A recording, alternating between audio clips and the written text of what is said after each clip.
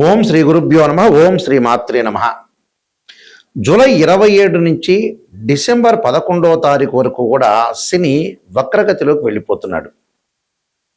అంటే రెట్రోగ్రేడ్లోకి వెళ్తున్నాడు.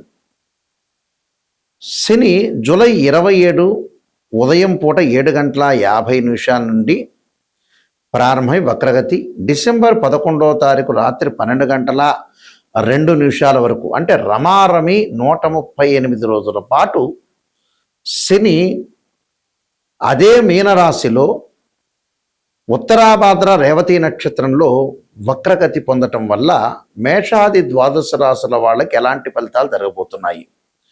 శని ఆయుష్కారకుడు, అంటే పనులలో ఆలస్యం చేసేవాడు, లేటుగా పనులని ప్రారంభం చేసేవాడు, కొన్ని చికాకులు, గొడవలు, తగాదాలు, ఒక మంచి నిర్ణయాలు. మంచి స్థానంలో ఉంటే శని మంచి నిర్ణయాన్ని ఇస్తాడు. చెడు స్థానంలో ఇస్తే మనకి చెడు నిర్ణయాలు కలిగే అవకాశాలు, ప్రమాదాలు, ఆరోగ్యము, అధిక శ్రమ, డబ్బులు కోల్పోయే అవకాశాలు ఉండటం, వివాదాలు, పరిష్కార మార్గాలు కాకపోవటం. అంటే లైఫ్ స్పాన్ని కూడా రిప్రజెంటివ్ చేసే ప్లానెట్ ఏంటంటే శని. అలానే షష్టమ భావాధిపతి కూడా కుజుడితో పాటు కూడా శని ఉన్నాడు. అలానే వ్యయాధిపతి కూడా శనే.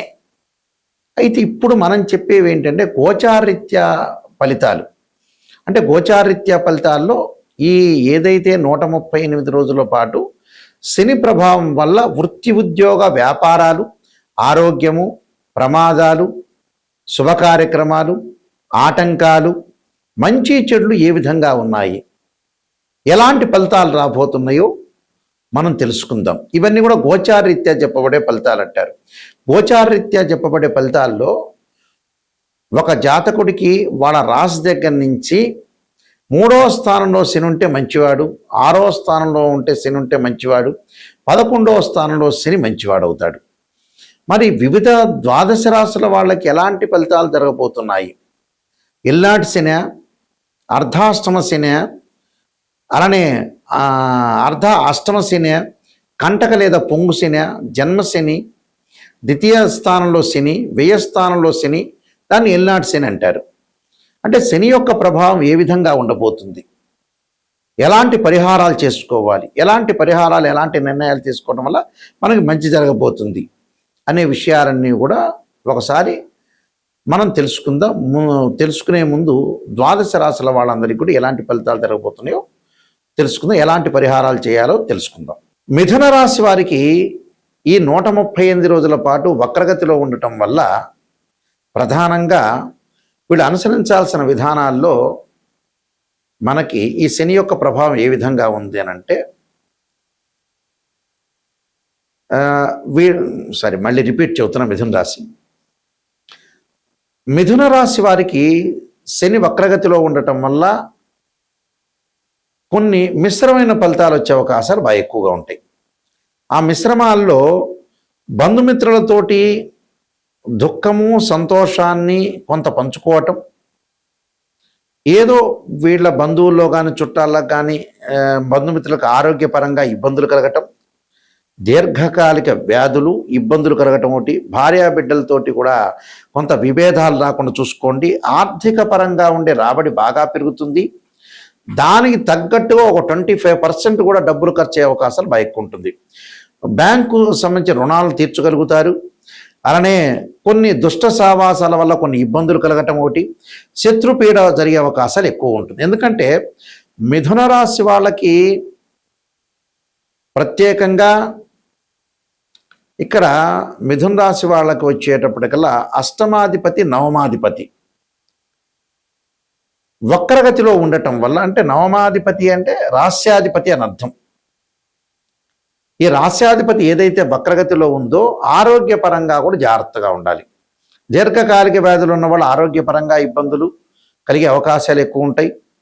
అలా ఆరోగ్యాన్ని కొంత మెరుగుపరుచుకోవాలి. అలానే వృత్తి ఉద్యోగాల్లో కూడా కొంత జాగ్రత్తగా ఉండాలి. వృత్తి ఉద్యోగాల్లో ఎలాంటి జాగ్రత్తలు ఉండాలి అని అంటే, ఏదైనా విషయంలో కొద్దిగా మనం అన్ని విషయాలు ఆచితూచి అడుగు వేయాలి. అలానే విదేశాలకు వెళ్ళే అవకాశాలు ఎక్కువ ఉంటుంది. ఇరుగు పొరుగు రుణదాతలని ఒత్తిడి తట్టుకోలేని స్థితిలో ఉంటారు. దుష్ట సహవాసాలు, కొన్ని తప్పుడు పద్ధతులు కూడా అనుసరించి ముందుకెళ్లే అవకాశాలు ఎక్కువ ఉంటాయి. అంటే ఇక్కడ పెద్ద పెద్ద కోరికలతోటి భార్యా పిల్లల యొక్క కోరికలు తీర్చలేక ఇబ్బందులు కలిగే అవకాశాలు ఉంటాయి. దీర్ఘకాలిక వ్యాధుల విషయంలో కూడా మీరు చాలా జాగ్రత్తగా ఉండి ముందుకు వెళ్ళాలి. దీనికి మీరు అనుసరించాల్సింది ఏంటంటే, శరీరే జర్జరీభూతే వ్యాధిగ్రస్తే కళేబరి ఔషధం జాహ్నవీతోయం వైద్యో నారాయణ హరిని మంత్రాన్ని చక్కగా చదువుకోవటం ఒకటి, నువ్వుల నూనెతోటి శనికి అభిషేకం చేయటం వల్ల ఆరోగ్యపరంగా ఉండే ఇబ్బందులు తగ్గే అవకాశాలు ఖచ్చితంగా ఉంటాయి. ఇవన్నీ కూడా గోచారరీత్యా చెప్పబడే ఫలితాలు అంటారు. అంటే this is the transit system అంటారు. గోచారం ఎప్పుడూ కూడా మనకి ఏదైతే 138 రోజుల్లో శని యొక్క ప్రభావం ఏ విధంగా ఉండబోతుంది, మనం ఎలాంటి నిర్ణయాలను తీసుకోవాలి, ఆరోగ్యపరంగా ఎలా ఉండబోతుంది, వృత్తి ఉద్యోగాల్లో ఏ విధంగా ఉండబోతుంది అనేది మనం తెలుసుకున్నాం. దాని పరిష్కార మార్గం ఏంటి, శని బాగలేని వాళ్ళు ఏం చేయాలి, ఆరోగ్యపరంగా ఇబ్బందులు కలుగుతుంది అని అంటే ఖచ్చితంగా నువ్వుల నూనెతోటి శివుడికి అభిషేకం చేయాలి. ఇది పురాతన పద్ధతి, ఇప్పుడు వాళ్ళకి తెలియదు. అదేందుకు గురువు గారు నువ్వుల నూనెతోటి శనికి అభిషేకం చేయాలి, శివుడికి ఏంటి అనేవాళ్ళు ఉన్నారు. నువ్వుల నూనెతోటి శివుడికి అభిషేకం చేస్తే ఆయు ప్రమాణం పెరుగుతుందని అర్థం, ఆరోగ్యపరంగా ఇబ్బందులు కలగవని అర్థం. పనులలో ఆలస్యం జరుగుతుందా శని వల్ల వీళ్ళకి అనుకునేవాళ్ళు తప్పకుండా శనికి నువ్వుల నూనెతోటి అంటే తైలాభిషేకం చేయాలి. అలానే శని యొక్క ప్రభావము జన్మశని ఉన్న వ్యక్తులు ఎవరైతే ఉంటారో, జన్మశని ఎవరికి ఉంది అని అంటే ఆ జన్మశని ఉన్న వ్యక్తులు ఎవరైతే ఉంటారో అలాంటి వ్యక్తులు వాళ్ళు చేయాల్సిన విధానం ఏంటంటే శని జపం చేపించటం కానీ 19,000 సార్లు బ్రాహ్మణులతోటి, అలానే శని హోమాన్ని చేయటం మంచిది. అలానే ద్వితీయ స్థానంలో శని ఉన్నారనుకోండి, ఉదాహరణకి ద్వితీయ స్థానం వాళ్ళ రాశిరీత్యా ద్వితీయ స్థానంలో శని ఉంటే తప్పకుండా శని హోమాన్ని, శనికి పంచామృతాలతోనే కాకుండా పండరసంతో చెరుకు రసంతో కూడా శనికి అభిషేకం చేయాలి. ఖర్చులు అధికమవుతున్నాయి, సంపాదన శ్రమకు తగ్గట్టు ఫలితం లేదు, మాకు శని వ్యయ స్థానంలో ఉన్నాడు, ఖర్చులు బాగా పెరిగిపోతున్నాయి అనే వ్యక్తులు తప్పకుండా వాళ్ళు శనికి అంటే ఒక నలుపు శివలింగం ఉంటుంది, బ్లాక్ స్టోన్ శివలింగం, దానికి అభిషేకం చేయాలి. రుద్రాభిషేకం చేయటం వల్ల వాళ్ళు ఏదైతే అనుకుంటున్నారో ఆ పనులన్నీ కూడా జరుగుతాయి, ధనపరంగా ఇబ్బందులు కలగకుండా కూడా ఉంటుంది. అలానే అష్టమ స్థానంలో శని ఉన్న వ్యక్తులు కూడా శివుడికి పంచామృతము, పండరసము, చెరుకు రసము, అలానే నువ్వుల నూనెతో అభిషేకం చేయాలి. చతుర్థ స్థానంలో అంటే అర్ధాష్టమ శని ఉన్న వ్యక్తులు తప్పకుండా వాళ్ళు శనికి సంబంధించిన అభిషేకాలు, శనికి సంబంధించిన కవచము, శని స్తోత్ర పారాయణాలు, శని జపము ఇలాంటివి చేసుకోవడం చాలా మంచిది. అలానే కంటక లేదా పొంగు శని అంటారు, వృత్తిపరంగా ఇబ్బందులు కలుగుతుంటాయి వాళ్ళకి. అలాంటి వ్యక్తులు తప్పకుండా నువ్వులు దానము, నల్ల వస్త్రము, అలానే శనితో ఏదైతే శనికి ప్రీతికరమైన నల్ల నువ్వులు బెల్లంతో చక్కగా పదార్థాలు ఉండల్లాంటివి తయారు చేసి మనం ఇంట్లోనే తయారు చేసి ఏదైనా దేవాలయంలో ప్రధాన అర్చకులకు ఇస్తే భక్తులందరికీ కూడా వితరణ చేయటం వల్ల కూడా శని యొక్క దోషం పోతుంది. ఇక చాలా మంచి పరిహారం చెప్పబోతున్నా ఇక్కడ నేను, పురాతనమైన పరిహారం, ఇది ఎవరికి కూడా తెలియని పరిహారం, చాలా పాత రోజుల్లో బ్రాహ్మణులకు మాత్రమే ఆ పరిహారం, పెద్ద మనుషులకు మాత్రం తెలుసు.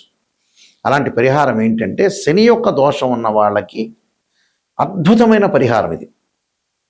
ఏమిటి అని అంటే, శనివారం రోజున చక్కగా మనం ఆంజనేయ స్వామి దేవాలయం కానీ శివాలయంలో కానీ ఏదన్నా ఒకదాన్ని మీ దగ్గరలో ఉన్నదాన్ని ఎంచుకొని, మన ఇంటిలో బియ్యం ఉంటాయి, ఆ బియ్యాన్ని దంచుతే ఏమంటారంటే నూకలు అయినాయి అంటారు. ఆ నూకలు, అలానే నల్ల నువ్వులు అంటే ఒక చెంచా నూకలు, ఒక చెంచా వచ్చేటప్పటికల్లా నల్ల నువ్వులు, ఒక చెంచా పంచదార, చక్కెర, అది వేసుకొని ఒక చిన్న పొట్టం లాంటిది మనం కట్టుకొని ఒక కవర్లో కానీ ఒక ప్యాకెట్లో కానీ పెట్టుకొని ఈ శివాలయంలో కానీ ఆంజనేయ స్వామి దేవాలయంలో ఒక 21 సార్లు ప్రదర్శన చేయాలి.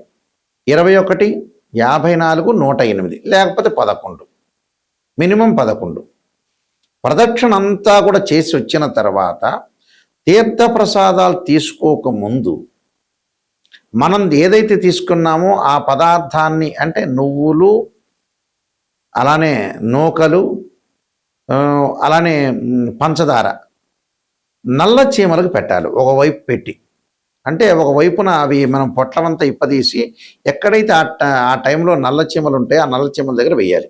ఒకవేళ కనపడలేదనంటే కూడా ఒక మూలకు వేసి వెళ్ళి రావటం మంచిది. ఆ మూలకు ఒక మూల, ఏదో ఒక మూల, ఎక్కడొక్కడ దేవాలయంలో చీమలు ఉండకుండా ఉండవు. ఆ చీమలకు పెట్టడం వల్ల శని దోషం అనేది తొలగిపోతుంది. అయితే దీనికంటే ముందు తలస్నానం చేయాలి. సబ్బుతో కానీ షాంపుతో కానీ తలస్నానం చేయాలి. ఒంటి మీద సబ్బును రుద్దుకోవచ్చు, తల మీద మామూలు స్నానం చేసి శివాలయం కానీ ఆంజనేయ స్వామి యొక్క ఆంజనేయ ప్రదక్షిణాలు చేసి అది పెట్టి అప్పుడు తీర్థప్రసాదాలు తీసుకోవాలి. ఆ రోజున మీరు ఓం నమః శివాయ పంచాక్షరి చేయాలి. ఆ రోజున ఉపవాసం ఉండి చక్కగా అల్పాహారాన్ని భుజించి, ఉదయం సాయంత్రం ఉప్మా లాంటివి, అలానే అల్పాహారాన్ని భుజించి ఓం నమః శివాయ పంచాక్షరి చేసుకోవటం వల్ల శని యొక్క దోషం పటాపంచలు అవుతుంది. అలానే ఇక్కడ మా వెబ్సైట్ www.nayakanti.com, nayakanti.in అని కూడా చూడొచ్చు. నేను కాలసర్పయోగము, కాలసర్పయోగ చంద్రిక, రాహుకేతులు, ఛాయాగ్రహాలు, పుత్రగణపతి వ్రతము, స్వప్నశాస్త్రము, అలానే బృహత్ పరిహార సింధురు, నవగ్రహ దోషాలకి 12 మహావిద్యల యొక్క స్తోత్ర పరణాలు, అలానే వివాహ మార్తాండము, జాతక Chandrika, production of astrology, transit of results, ఇలాంటి సర్వదేవతా గోత్రపులు పార్ట్ 1, పార్ట్ 2 ఇలాంటి పుస్తకాలన్నీ రాశాము. మేము వంశపారంపర్యంగా చెప్తూ ఉంటాం. మా నాన్నగారు కూడా ప్రధాన పురోహితులుగా పనిచేశారు శ్రీశైలంలో. అలానే వారు కూడా ఇంటర్నేషనల్ ఆస్ట్రాలజీ మెంబర్స్ వాళ్ళు కూడా. అయితే ఈ వంశపారంపర్యంగా మేము చెబుతున్నాము. ఎందుకంటే ఎప్పుడైనా మీకు ఒక సలహా ఏమిటి అంటే, ఒక జాతకాన్ని ఆస్ట్రాలజీని అప్రోచ్ అయినప్పుడు నిజం తెలుసుకోండి. మమ్మల్నే కాదు, ఎవరిని ఆస్ట్రాలజీని అప్రోచ్ అయినా నెగిటివ్ ఫస్ట్ తెలుసుకోండి. నెగిటివ్ని పాజిటివ్ చేసుకోవటం ఎలా, అదే పాయింట్. అసలు ప్రపంచాన్ని నడిపించే పాయింట్ అదే. భగవంతుడి కంటే ముఖ్యమైన పాయింట్ అదే. మనలో లోపాలని మనం సవరణ చేసుకొని ముందుకెళ్తేనే నెంబర్ 1 సూపర్ స్టార్లు అయ్యేది. స్త్రీయ లోపం మెరుగుట పెద్ద విద్య, లోపం ఎరిగిన వాడే పూర్ణవుతాట. నెగిటివ్ని మనం పాజిటివ్ చేసుకుని ఓవర్కమ్ చేస్తే మన జీవితం బాగుపడినట్టే. ఆ విషయాలన్నీ కూడా మీరు గుర్తుపెట్టుకోండి. ఈ పుస్తకాలన్నీ కూడా రాజమండ్రిలో కోటగుమ్మంలో మోహన్ పబ్లికేషన్ వారి దగ్గర దొరుకుతాయి. ఈ పుస్తకాలు నా దగ్గర కూడా లభ్యమవుతాయి. ఆ స్క్రీన్ మీద స్క్రోలింగ్ అవుతున్న నెంబర్ ఉంటుంది, నా నెంబర్కి కాల్ చేయొచ్చు. నిజాన్ని తెలుసుకునే వాళ్ళు మాత్రమే నాకు ఫోన్ చేయండి. మీ అందరికీ కూడా శ్రీ పరమేశ్వరు యొక్క కరుణాకటాక్షం ఉండాలని ఆశిస్తూ సర్వే జనా సుఖినో భవంతు.